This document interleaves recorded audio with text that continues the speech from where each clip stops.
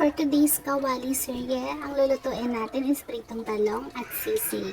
So ayan, luto na yung first batch ng pritong talong natin at isasalang na natin yung second and last batch niya. At sa kabilang lutuan naman, nagpapakulo lang ako ng karne ng baboy na may asin, sibuyas, bawang, paminta at laurel. And tinapos lang yung pagpiprito ng talong. And yan, kumukulo na rin yung karne ng baboy natin na pinakuluan natin kanina. And i-drain lang natin siya. So, ayan, kakahanguin na muna natin yung mga prito ng talong natin kasi yung pinagprituhan natin is dyan din natin papakrispihin mamaya yung sisig natin. So, ang next naman is i-drain na natin yung karne ng baboy at saka natin siya huhugasan. So, yan, kailangan hugasan natin kasi yung mga scum na nilabas ng karne para matanggal siya, hindi na mahalo natin kasi ang sabi nila is dumi daw yun. So, kailangan na lang natin hugasan ng mabuti bago natin siya gayatin ng maliliit na yung bite size lang ba ng pangsisig talaga.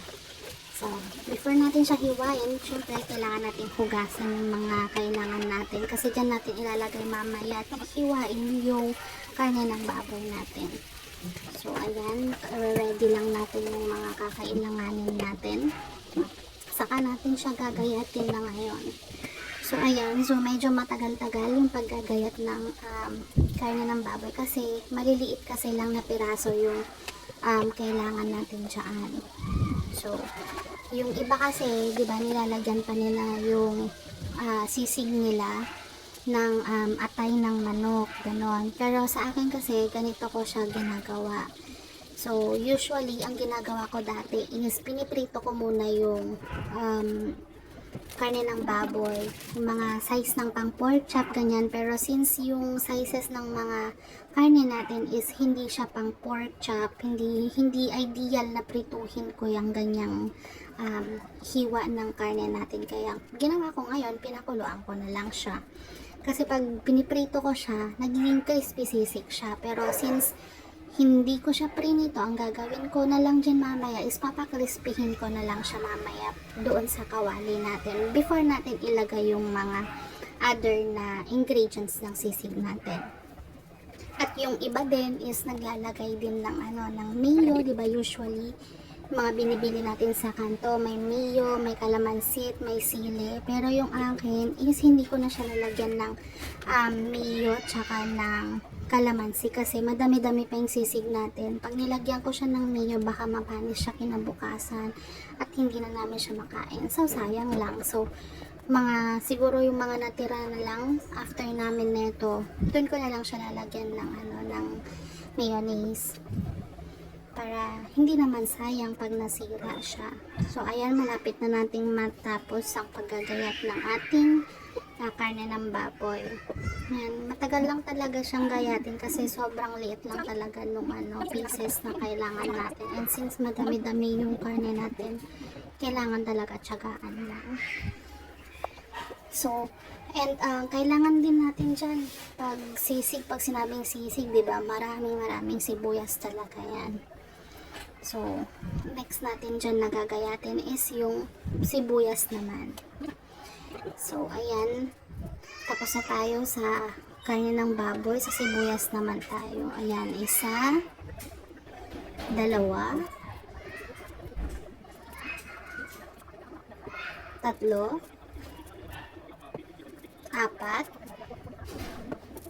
6,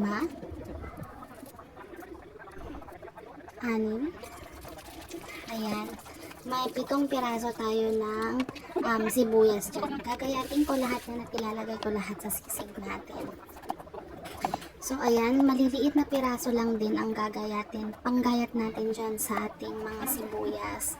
At pati na rin yung sili, slanting lang o kaya kahit pabilog lang, basta maliliit lang din na piraso yung sili natin. So, uunahin na natin yung sibuyas na gayatin kasi maglalagay din ako ng kaunti dyan para magkaroon ng aromatics mamaya pag pinakrispy natin yung ating karne ng baboy.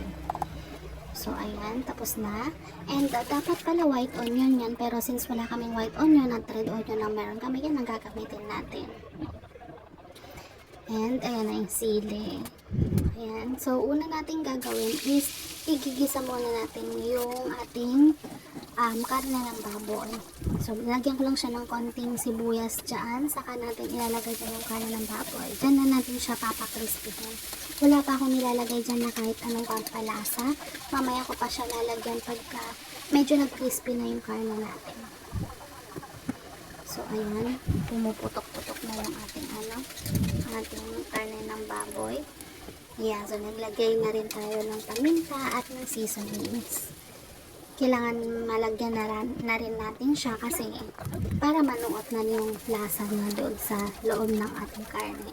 Para kahit kagatin mo yung karne, meron na siyang lasa. So, ayan. O, ayan. Nagmamantika na. Kailangan lang natin bawasan yung mantika dyan para hindi naman ganun ka-oily yung natin, sisig natin.